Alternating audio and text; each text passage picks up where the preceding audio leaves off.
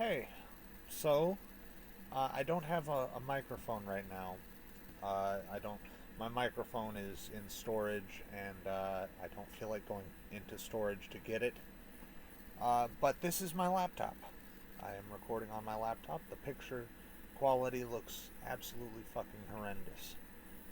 Uh, but it has a better aspect ratio, I suppose. So I just finished reading Pioneering Studies in Socionomics. This is by Robert Prechter Jr. And there's another person. I forget the full name, but it's Kendall. Kendall is the last name. Kendall was the lead author for the Elliott Wave Financial Forecast, which is an economic journal. Whereas Elliott Wave International and the Elliott Wave Theorist are just involved with the wave frequency, the wave principle in all sorts of different fields. Um, so, yeah, this book. Okay, so this is the box that it came in. This box right here. It came in this box with two books, and that was the first one, which I already reviewed. This is Volume 1, The Wave Principle of Human Social Behavior. And the second volume, of course, is the one that I just showed you, which is Pioneering Studies in Socionomics. Now, the first volume really just deals with setting up what the wave principle is, what its form is, how it functions, um, and the theory of as to how uh, human psychology actually plays into it and gives way to this wave uh, that can be graphed of different economic and sociological events. Um, and the and in the first volume they do mention that uh, this wave pattern is visible in things other than the stock market. But the stock market is where it was discovered. Now, in volume two,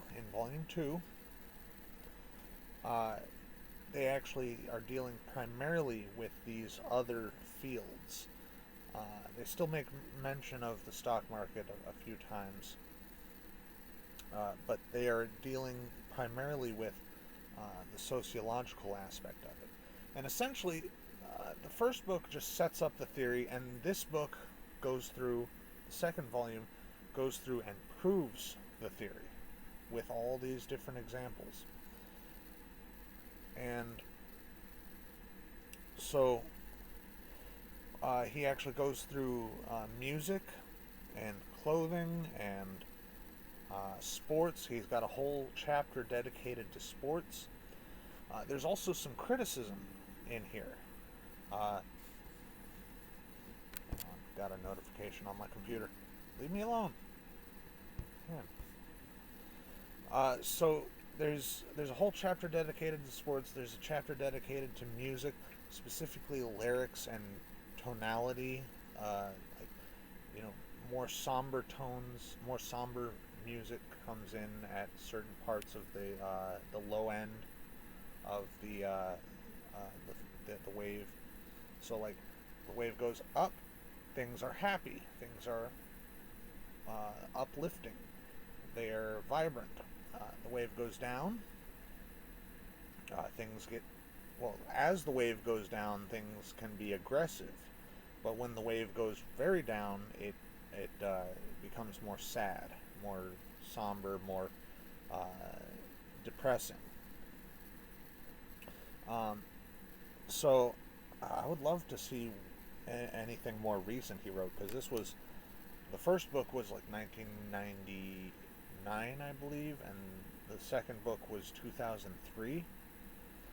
Uh, and the second book is really more of just a collection of all the other writings from years prior. But the most recent writings are from 2002 and 2003. He has a section in there about 9/11 actually, and how the Elliott wave actually predicts 9/11. And the thing that has to be noted is that social mood precedes the events that uh, you would think would cause the social mood. For example, a bad thing happens. You think the bad thing causes a bad mood, but that's not what we see. What we see is the bad mood begins, then the bad thing happens, and then the mood actually goes back up. Uh, One example of this was Enron. Uh, the When the Enron scandal happened, and he gives this example in the book. When the Enron scandal happened, financial forecasters were asking, uh, what effect, how will this affect investors' trust in the future? Because it's obviously having a negative impact. But Prechter actually goes through the data, and he's like, no, no, no. People's trust was falling rapidly. Then the Enron scandal happened, and then things were going up. People's trust was going back up, and people were investing more after the Enron scandal. So the negative event is not the cause of the negative mood. The negative mood is the cause of the negative event. The positive event is not the cause of the positive mood. The positive mood is the cause of the positive event. And so it's very interesting stuff. A lot of, and it's not random. It's not random at all. It's very predictable. And by the way, I have actually been investing in the stock market. I've been using Robinhood, and I have made some money. I have made some money doing that. Not as much as I probably should have. I should have sold my stocks yesterday, but I'm getting used to it. I'm learning. That's about all I wanted to say. This was a very good book. These were both very good books, and I'm going to put these back in here. These were very good books, both of them. And I plan on looking into Prechter more and seeing what else he has to offer. Anything more recent.